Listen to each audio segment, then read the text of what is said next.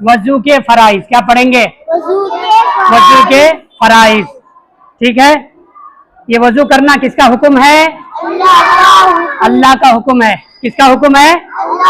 अल्लाह का हुक्म है। अल्लाह तबारक व तआला कुरान मजीद में फरमाते हैं, या अय्युहल्लज़ीना आमनू इज़ा कुमतुम इलस्सलाति फग़सिलू वुजूहकुम व अयदियकुम इलल मराफ़िक़ि वम्सहू बिरुऊसिकुम व अर्जुलकुम इलल काबैन। इसके तर्जुमा, ए ईमान वालो, जब तुम नमाज का इरादा करो तो मुंह और हाथों को कोहनियों तक धो लिया करो और सर का मसह कर लिया करो और पांव टखनों तक धो लिया करो। अब आते हैं, तो वजू में कितने फर्ज है? 4 फर्ज है। कितने? 4 है कि 3 है कि 2 है? कितने फर्ज है वजू में? 4 फर्ज है। कितने? 3 है।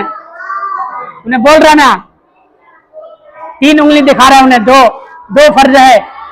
कितने बोल रहा है वो?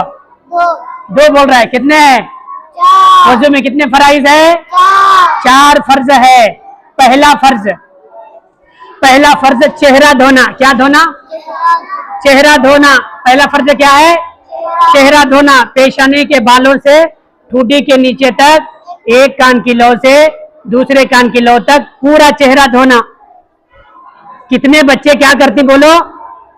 ये तो थोड़ा पानी लिए ऐसा ऐसा धोए, अभी ये बाजू सूखा ही रहता है और वो धोको आ जाता। इसलिए क्या करना?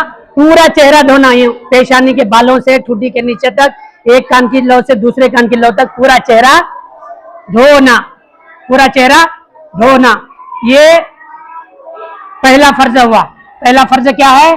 चेहरा धोना। पेशानी के बालों से ठुड्डी के नीचे तक, एक कान की लौ से दूसरे कान की लौ तक पूरा चेहरा धोना। दूसरा फर्ज दोनों हाथों को कोहनियों समेत धोना। यूं चढ़ा लेना। कपड़े भीग जाती तुम्हारे, तुम्हें वजू करती ना पूरे, तुम्हारे क्या होता है? पूरे कपड़े भीग जाता है। ये पूरा भीग जाता, सही से चढ़ाते नहीं, पूरा क्या हो जाता है? भीग जाता। क्या करना? ऐसा चढ़ा लेना। अब दूसरा फर्ज क्या है? कोहनियों समेत, दोनों हाथों को कोहनियों समेत धोना। कहीं पे सूखा नहीं रहना। अक्सर इधर सूखा रह जाता है, सूखा नहीं रहना। सही से अच्छा से धोना। एक बार पानी लिए, अच्छा लग रहे धोए, फिर एक बार पानी लिए, अच्छा लग रहे धोए। दोनों हाथों को कोहनियों समेत क्या करना? धोना। दूसरा फर्ज हुआ। पहला फर्ज चेहरा धोना, दूसरा फर्ज दोनों हाथों को कोहनियों समेत धोना। अब आते हैं तीसरा फर्ज क्या है?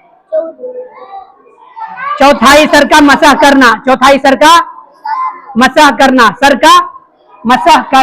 चौथाई सर का मसह करना। ऐसा भी कर सकती, ये चौथाई सर, ऐसा चौथाई सर का मसह कर, तो ऐसा करना। नहीं तो पूरा सर का मसह करना। टोपी हटा लेना। उसके बाद फिर क्या करना? ऐसे जा करके वापस आना। उसके बाद फिर क्या करना? कानों का मसह करना। ठीक है। तो तीसरा फर्ज क्या है? सर का मसह करना। तीसरा फर्ज सर का मसह करना। चौथाई सर का मसह करना। अब चौथा फर्ज क्या है? दोनों पांव को टखनों समेत धोना। ये टखनों की जो हड्डी है, तुम खड़ो बा, ये टखनों की हड्डी जो है, देखो ये टखनों की हड्डी है ना, यहाँ तक धोना। टखनों समेत दोनों पांव को धोना। ये उंगलियां में भी बीच में पानी जाना, अच्छा घस के धोना। उंगलियों का खिलाल भी करना। क्या करना? उंगलियों का खिलाल करना। नहीं तो उंगलियों के बीच में क्या हो जाता है? अभी सूखा रह जाता है। क्या हो जाता है? सूखा रह जाता है। क्या करना? पानी भी डालना और घसना। खाली पानी यूं, क्या कितने बच्चे क्या करती? नल के सामने पांव डाल के खाली सामने के पांव भिगा लेती। क्या करती? सामने के पांव भिगाने का फिच्चे का वैसा सूखा रह जाता है। इसलिए क्या करना? बैठो, पांव को अच्छा लगड़ के धोना। दोनों पांव को टखनों समेत धोना। अब क्या पढ़े? क्या मालूम हुआ? कितने फर्ज है वजू में? 4 फर्ज है। पहला फर्ज चेहरा धोना। पूरा चेहरा धोना, क्या करना, पूरा चेहरा धोना। दूसरा फर्ज, दोनों हाथों को कोहनियों समेत धोना, दोनों हाथों को कोहनियों समेत धोना। तीसरा फर्ज, चौथाई सर का मसह करना। और चौथा फर्ज, दोनों पांवों को टखनों समेत धोना। ये ऐसा धोना, एक बाल बराबर भी कितना चीजें धोने का है, कितने चीज धोने के हैं। ये चारों फराइज में कहीं पे भी सूखा नहीं रहना, चेहरे में कहीं सूखा नहीं रहना, हाथ में ये कोहनियों के नीचे यहाँ खड्डा रहता है, क्या रहता है, थोड़ा खड्डा रहता है, यहाँ भी अच्छा घस के धोना। कहीं पे भी सूखा रहा, ये पाँव जो धोना फर्ज है, हाथ धोना फर्ज है, दोनों हाथों को कोहनियों समेत धोना फर्ज है, और चेहरा धोना फर्ज है। तो ये सब धोना, कहीं पे भी थोड़ा भी बाल बराबर भी अगर सूखा रहे तो क्या होता है, वजू नहीं होता। क्या नहीं होता, वजू नहीं होता। अब बोल लो सब जने, वजू में कितने फर्ज है, 4 फर्ज है। पहला फर्ज चेहरा धोना, दूसरा फर्ज दोनों हाथों को कोहनियों समेत धोना, तीसरा फर्ज चौथाई सर का मसह करना, चौथा फर्ज दोनों पांवों को टखनों समेत धोना, दोनों पांवों को टखनों समेत धोना। देखो वजू क्या करना, वजू करना, वजू टूट गया तो भी वजू कर लेना। वजू में एक तो अल्लाह का हुक्म है, दूसरा अल्लाह के रसूल सल्लल्लाहु अलैहि वसल्लम की हदीस है, सही मुस्लिम की। हजरत अब्दुल्ला बिन उमर रजी अल्लाह तआला अन्हु फरमाते हैं कि जो शख्स जिसने वजू किया, जिसने वजू किया और अशहदु अल्ला इलाहा इल्लल्लाह व अशहदु अन्ना मुहम्मदन अब्दुहु व रसूलुहु, ये पढ़ा, ये इतना पढ़ लिया, इतना पढ़ा, तो उसके लिए जब वो शख्स जब मरेगा, अल्लाह तबारक व तआला उसके लिए जन्नत के 8 दरवाजे खोल देते हैं। क्या करते हैं, जो शख्स वजू बनाया, जिसने वजू किया, फिर उन्होंने ये कहा क्या, अशहदु अल्ला इलाहा इल्लल्लाह व अशहदु अन्ना मुहम्मदन अब्दुहु व रसूलुहु, ये इतना पढ़ लिया तो उसके लिए 8 दरवाजे जन्नत के खोल दिए जाते हैं। बोलो ये फजीलत है वजू बनाए तो, और सही से वजू बनाए तो। जैसा मिले वैसा वजू बना लिए, अभी इधर सूखा है, इधर सूखा है, पाँव सही से धोए नहीं, सर का मसा करे नहीं, चेहरा सही से धोए नहीं, जैसा मिले वैसा वजू बना लिए तो नमाज भी नहीं होती और इसके बारे में फजीलत भी नहीं है।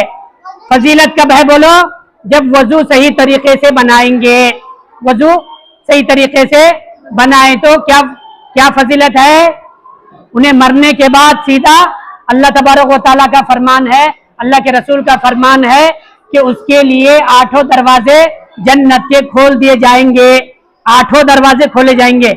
अब एक दरवाजा भी काफी है जन्नत में जाने के लिए, एक दरवाजा भी, एक गेट भी काफी है ना, लेकिन उसकी एजाज और इकराम में उसकी उतनी इज्जत करता फरिश्ते, अल्लाह का ने उसकी इतनी इज्जत होती है कि अल्लाह तबारक व तआला फरिश्तों को हुक्म देते हैं, ये बंदा मेरा आ रहा है, ये सही से वजू बनाता था, सही तौर पर वजू बनाता था, सुन्नत के साथ वजू बनाता था, इसके लिए क्या करो, जन्नत के 8 दरवाजे खोल दो, इसकी मर्जी, ये जिस दरवाजे से दाखिल होना चाहे जन्नत में दाखिल हो जाए।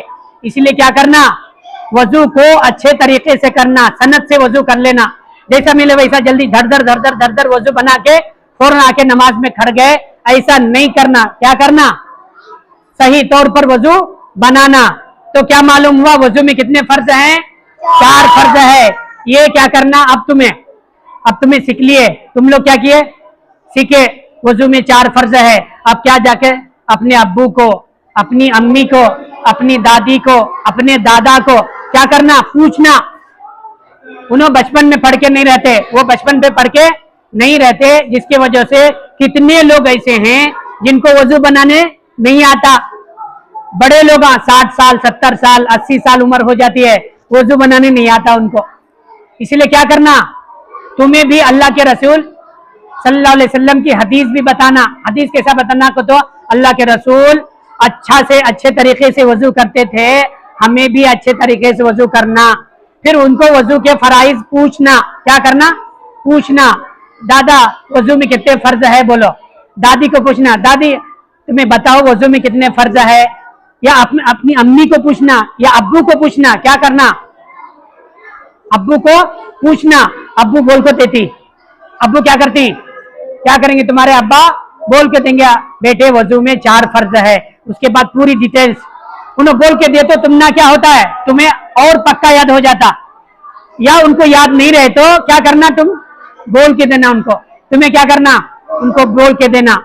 और नमाजों को पाबंदी से पढ़ना, बोलना अब्बू तुम्हें नमाज नहीं पढ़ रही ना, तुम्हारे ऊपर नमाज फर्ज है ना, तुम्हें नमाज पढ़ो करके बोलना। और तुम्हें भी पाबंदी से नमाज पढ़ना, तुम्हें पाबंदी से नमाज पढ़े तो तुम्हारे अब्बू को शर्म आ जाती है, क्या मेरा बेटा इतना छोटा है फिर भी उन्होंने नमाज पढ़ रही, मैं इतना बड़ा होकर भी नमाज नहीं पढ़ रहा हूं। तो क्या करना, वजू को सही तौर पर करे तो नमाज होती है, नमाज कबूल होना तो वजू को सही तौर पर करना तो ही नमाज कबूल होती है। करेंगे इंशाल्लाह।